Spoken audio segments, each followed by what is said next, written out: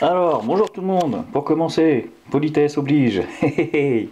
Néanmoins, voilà une petite vidéo. Le gars, il va poser un copyright sur l'expression tellement c'est devenu typé.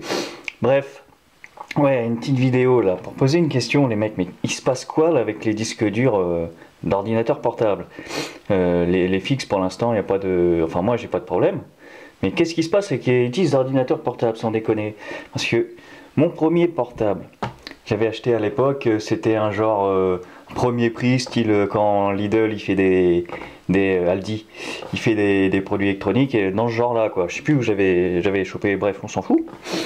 Il n'y avait pas encore 1 Go de RAM, c'est moi qui l'ai mis, j'en avais besoin, et c'était un processeur 1,2, donc 32 bits évidemment, simple core. Il m'a duré 5 ans facile, hein.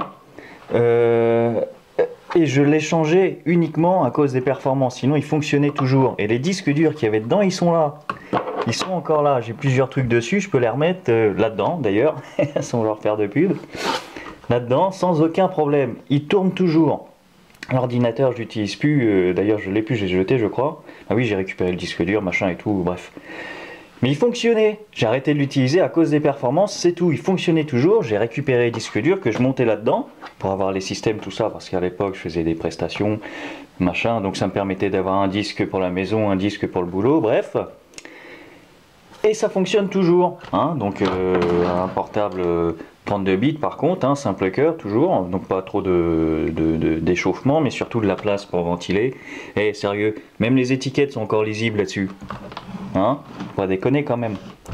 Donc voilà, celui-là du coup, bah, pareil par rapport aux performances et aux prestats, tout ça, j'ai dû migrer un petit peu sur autre chose. Mais il fonctionne toujours, hein. Celui-là il est encore OP, il y a zéro problème. Hein.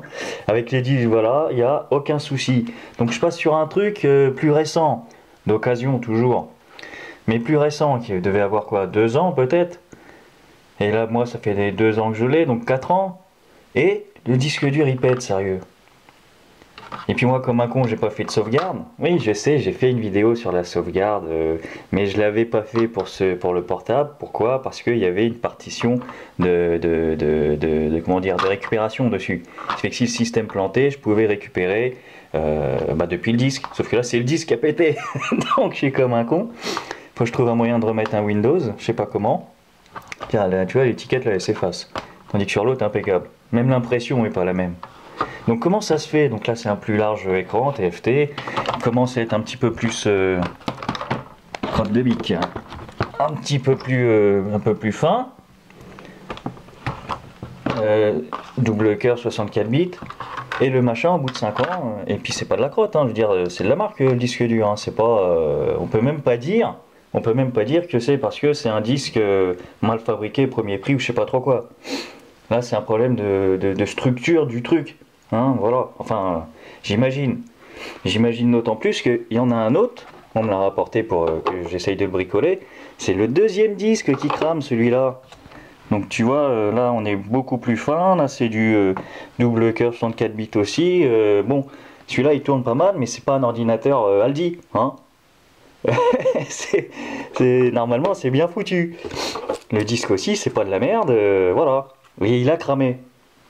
Enfin, il a pété, t'entends, tac, tac, tac, tac, tac, c'est très bien, il y a un truc dedans, soit ça a vrillé, soit je sais pas quoi, soit ça a cassé, mais dans tous les cas, le truc il est inutilisable, on peut même plus récupérer le truc. Enfin, je vais essayer d'ouvrir, voir si j'arrive à faire de la magie, il y a que ça à faire.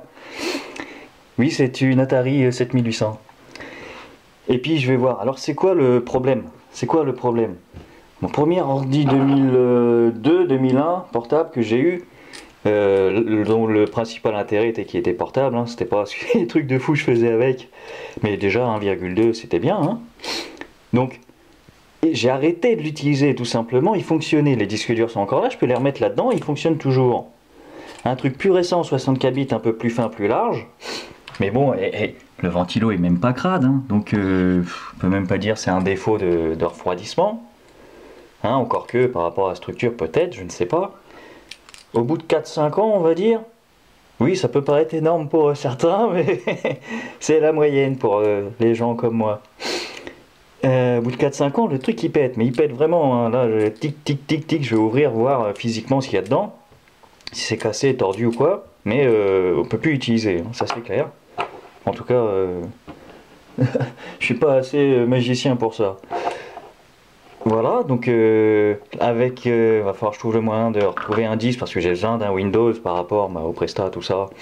J'ai des logiciels qui tournent que sous Windows, sinon c'est vrai que j'utilise plus trop Windows.